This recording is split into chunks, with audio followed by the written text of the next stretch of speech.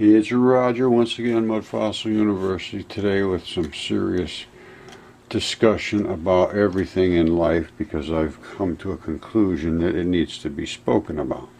And this, once again, is a dragon. I know, we've seen it a million times. Well, you're going to see it a million and one. There's his nose, there's his head, there's the little fluty stuff that goes down a dragon's body, and this is his neck. And this, my friends, is the decomposition of the effluents, of the bodily fluids that emanate off of dead decomposing creatures. And that's what this is a dead decomposing dragon. And that is the extent of the runoff of the decomposing body. So a coroner would say this has not been there that long. Now, not only has it not been there that long, it is long itself. From the tip of the nose up here to the tail down here, which these are the legs. See, these are the legs. That's his back. All the way down to his tail, which is still also, well, I show you the dragon throat. I don't know if I showed you that yet, but here's his inside. See, this is all that fluty stuff they have on the side of dragons. You see it in the Chinese and the Oriental parades and so forth.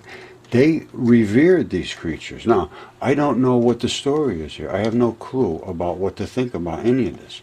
All I'm doing is presenting what I'm seeing. But that is a dragon-scaled throat. And if you can see it any differently than that, I would like to understand what you think that happened there, how it got to be like this, and how it had the patterns of the dragons, and how it had this long throat and all this dragon scales coating it, and why it's running off exactly in a certain manner, and how huge and enormous this creature's neck and throat and down into his body is. These are his legs, and all the way out to the tail, and the tail comes out to here, and this is the tail right there, and that's the dragon scales, and that's that. Now it actually goes out quite a bit further, because they flute out at the end. It comes way out to here, and that is the flutiness at the end of a dragon's tail. Now I measured it. It's over 1,000 miles long, and I'm sorry, that's what it is. I didn't put it there, and you can go and look at it on Google Earth just by yourself, and I'm sure I hope you will, because if you home in on this, you're going to find that that dragon was killing a fish with some kind of dragon stuff, whatever they spit out, and this is it. And it's not normal. It's the only place I've seen this. And I've done a lot of work on Google Earth, trust me. This is an explosive event when it hit whatever it hit here, which ended up going all over this gigantic fish's fin. That's a fish's fin, and that ate his back up, which used to be vital flesh. And the rest is nice and pink vital flesh with scales. You see all the scales?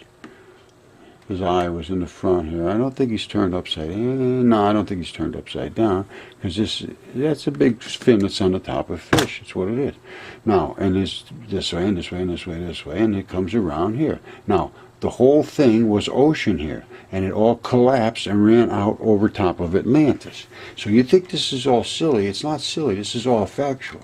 And and this is Atlantis. I've gone in here and I've actually found where the boats are, and where the moats are, and where the rings are, and where the buildings were, and where the stadiums were, and every detail and where the straits was up here that collapsed. And this is what caused the whole issue. Well, I don't know if this was what caused it. I mean, it still looked pretty intact. But this whole area subsided, and when it did, it drained the Sahara, which was an ocean at one time. They know it was an ocean. They find all kinds of ocean stuff out here. And it drained out here and collected there as the Cape Verde Islands. So this is our starting point. If you think history is all myths and silly and all things to scare little kids, you better start thinking again, because if you start reading the text, this stuff has some serious, serious meaning. All right, first I have to, and most of you all know already, that I have discovered giant human beings back in 2012. They've been DNA certified, hundreds of feet tall. So that's not in question now. And I have videos on all that. I have the DNA reports. I have all that stuff available. They're done in the best possible manner with two labs that did, that's what they do. Now, anyway, and they were expensive. It took a long time. So let's just go cut to the chase. You saw the dragon, you saw the fish, you saw where Atlantis was, you saw it drained out, you saw all these things are in the text. Plato wrote about these things. Herodotus wrote about these things. Hesiod wrote about these things. The Bible writes about these things. Every text in history talks about this, and not a single person that I know of has contemplated this in the manner that it needs to be contemplated in, knowing there's a giant dragon and a giant fish and giant humans. What can I say? And that dragon was not there that long ago. I would say that's within human history. That's within human history, human memory. Passed down human memory. That is not something that was that long ago. Now, let's jump right into this. Let's go to the Bible. Genesis 6.4. It never was understood correctly. There was two sets of giants. Giants were in the earth in those days. Then after that, there was more giants that came about because the sons of man mated with the daughters of man mated with the sons of God. What happened was the first set of giants was in the ground. They were the Titans. That is the ground. And I've shown this over and over and over. Not in question. They were, the DNA from those Titans was used to make Adam and the creations that they made. I don't know how many creations they made. Like I said, I don't have the answers here. Don't look at me and say, oh, the guy's a creationist, he's a wacko religious fanatic. Maybe I am, maybe I'm not. Who cares? I'm showing you the evidence that I don't understand. If you understand it, good for you. I'm putting it out there to try to get an understanding of it. So enough of that. Now, so there's two sets of giants. And it was written, Gaia says there was one set of giants and they ended up being the earth. I am going to go with that now because I have no other way to go. I can see it. So, two sets of giants. The first one were the men of renown, not the second one. So there's two sets of giants. So now we got to start all over right away because we have no clue what we're even thinking about in the Bible. Secondly, these dragons, oh, that's all rhetorical. That doesn't mean it. That's all silly. No, it is not. So now we got to start all over in that realm. And they are everywhere, and I mean everywhere. I can find those things everywhere. There's dragon scales. And that's what they said in the old ancient Sumerian texts. These were reptilian creatures.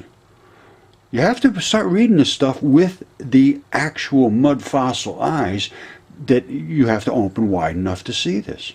And I'm the same as anybody else. I had to look and look and look and look and look. And finally, boom, they just popped out to me. And now, just like me, this is for you.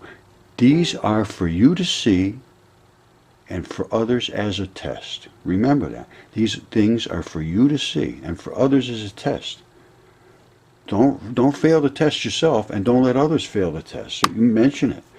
And if you don't mention it, you're not doing your job. I'm telling you, that's a fact. Laugh at me, whatever you want. End times texts were destroyed 1,700 years ago. They just destroyed them. Said, get them out of here. We don't want them.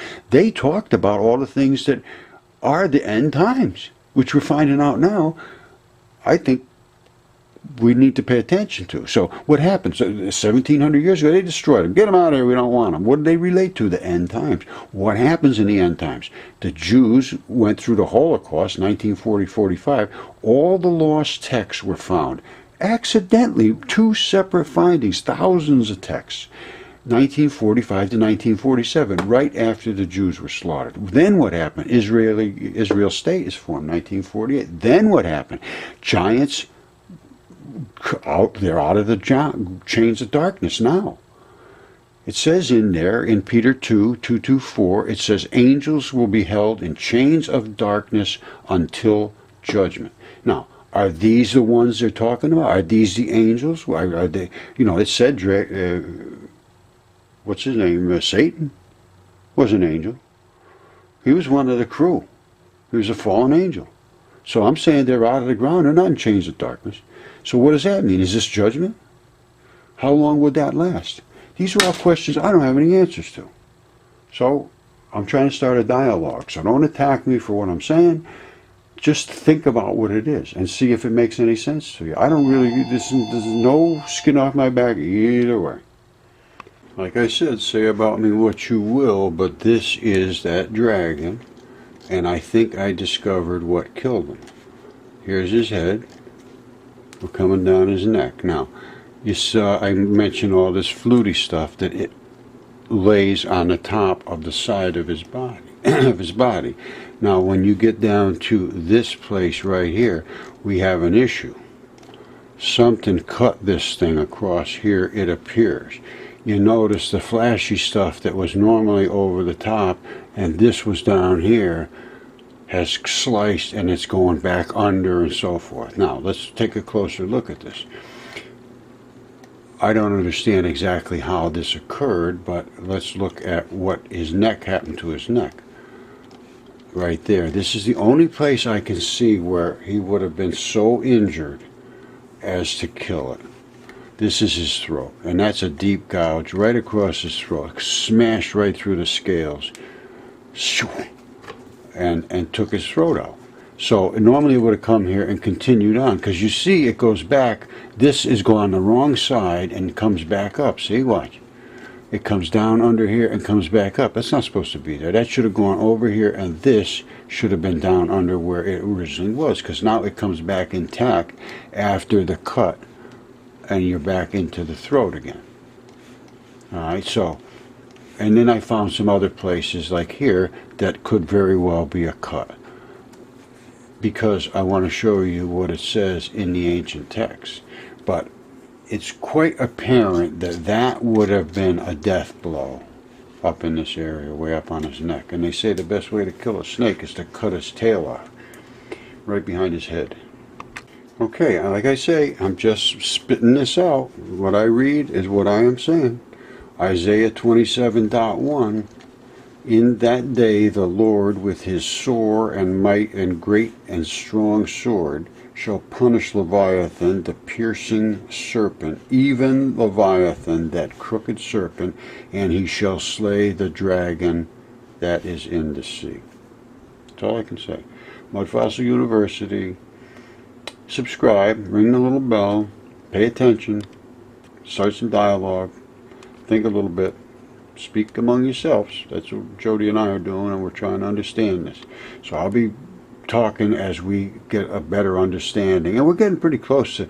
I mean, you just have to read. You have to read and read and read and read and read, and don't read the modern day stuff. It's nonsense. You got to go back to the sources. Read Hesiod. Read Ovid. It's Ovid. O-V-I-D. Ovid, I call him. Hesiod, Herodotus, Plato. You know, anything that you can get your hands on. So on, and all of them. They were all talking about. Herodotus is, I think, the absolute best. To understand the way of that time. He goes in so deep. It's just exquisite writing. Anyway, and Jody and I are going through that. We've been spending a lot of time on this, and there's a lot to learn. And when I think the ancient people realized that, they were like monks. You know, and that was the standard. They lived their life like that. And they still do in a lot of places. It's just continuous praying in temples and so forth. And there was a time when there was sacrifices, blood sacrifices. They stopped that. Now, I don't understand the details. That's why I say, I'm not preaching to you, listen to this, learn that. I never say that to anybody. I say, here's the details, and do what you're going to do with it. All right? And all I can say is, God bless you all. I think I know what I'm going to do. Every day I get people want to know about this embryo in the desert. Now, this was the sperm, and they are starting to pile up sand. It was never like this before. They were so perfect. So, I can only assume this is a very recent event. If they were so perfect, and within a couple of years they turned this way. Because these were all little sperm. And you say, oh, they can't be sperm. Those are just sand dunes. Well, let me show you something, my friend. This came up here, swish, swish, swish, all the way up. Bang, right into that cell. And that's what impregnated it. And they are now dying, all these sperm trails. And I followed these sperm trails right in here. And there's one that did get in, and I don't know if you ever see it anymore, but it's down in this area. It turned black as it entered. And now it's changed. It was down in this area here somewhere. This is a cell. That appears to be some form of DNA strands. This is what happens inside of cellular activity. That is all I can say. And I have the time lapse of this. This is not these are not natural formations. There's something going on here, and there is an extreme amount of change here in a very, very short time. You see that? That's not natural. That is blood, and that's the black blood. So you got the red blood and the black blood. Something is up here, and these are biological entities. If you can see it differently, well, God bless you. But this is over here. If you have Google Earth, you have to go and find it yourself. I think it's called Hamas or Swammas or something, mosquito place or whatever it is. But it's right there. It's not hard to find. All right, you see it right there. Very, very, very, very simple. Huge, huge, huge, huge, huge. Okay, I'm not going to dwell on this, but I think you should listen to this very carefully. False teachers and their destruction. There were also false prophets among the people, just as there will be false teachers among you. They will secretly introduce destructive heresy, even denying the sovereign Lord who bought them with his life, bringing swift destruction on themselves. It's very hard to speak of God or Jesus or any kind of religion inside the walls of these Ivy League schools. Many will follow their depraved conduct of bringing the way of truth into disrepute, which it is definitely in disrepute. Truth is totally meaningless anymore. In their greed, these teachers will exploit you with fabricated stories. Their condemnation has long been hanging over them, and their destruction has not been sleeping. And then we come back to the part where if God did not spare angels when they sinned, he sent them to hell. He's not going to do much for the teachers and the prophets, I can tell you that. He put the angels in chains of darkness, which they are no longer in chains of darkness, to be held for judgment. So I say, if they were held for judgment, this is judgment, they're getting judged, we're getting judged. All right, here's some of these lost texts. I'm going to finish it up with this. These were the words written by Judas Didymus Thomas, which was Jesus' scribe, really. He wrote all the things Jesus said, the words. And he said these are secret sayings Jesus spoke with Didymus Judas Thomas, wrote down. And these were in the Nag Hammadi text. He said, whoever finds interpretation of these sayings will not experience death. The second thing he said is, let him who seeks continue seeking until he finds. When he finds, he will become troubled. When he becomes troubled, he will be astonished, and he will rule over the all. And then it goes on for 114 sayings that are incredible. Now, again, Nag Hammadi texts found 1700 years after they're supposed to be destroyed, right in the middle of this whole thing. So, go about your life, do what you think is best. I will as well. All right, thank you.